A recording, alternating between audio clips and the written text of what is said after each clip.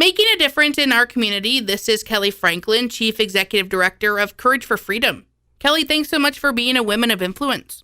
Now, Kelly, let's start out with exactly what Courage for Freedom is and how it first came about. Well, I think Courage for Freedom kind of started and has been growing, and it was kind of organic. It started as Funny Farm Ministries, then it turned into Farmtown Canada, and then it changed.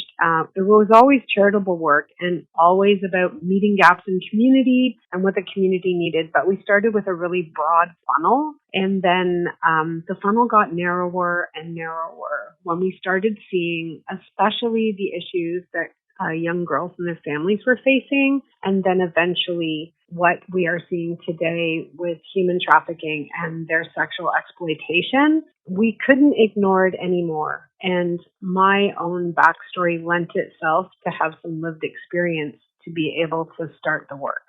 And I know you've been fighting this fight for quite a while, but what would you say has been one of the biggest challenges that you've faced so far? One of the biggest challenges is that people still don't believe it's happening because it is so dark and it happens in the background. And also, when you are competing for airtime and to be heard with stories like Epstein and Weinstein and Nygaard and you know, the myths through things like Wayfair and Pizzagate and all these things, it is taking the focus away from what we can do every single day in our own communities by being educated, having a national hotline to make reference to in our own phones, and understanding how to bring safety and just constantly be messaging about this to break the stigma about this and be responsible humans in the fight against human trafficking.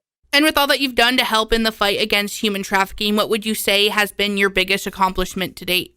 So the biggest accomplishment that I would say I'm most proud of isn't anything that I've done or our board has done. Although, you know, I look back at folks like Joe Preston and Jeff Urich and Karen Vecchio all getting involved at all different levels through our journey since 2007 to land here with this Ontario historic project. But the most proud moment I have is our capacity to listen and hear between the lines from minor age survivors and being able to take what they are telling us needed to happen across those highways and to amplify their voice to make change and history and put people's eyes on this, not just the egregious part of it and the heinous part that seems like, you know, a National Enquirer story. We want to be the people that are proud of bringing intelligent conversations and social responsibility and action points for the community so everybody can understand what's happening to young people in our communities and understand that it's actually our responsibility, that human trafficking is not even just about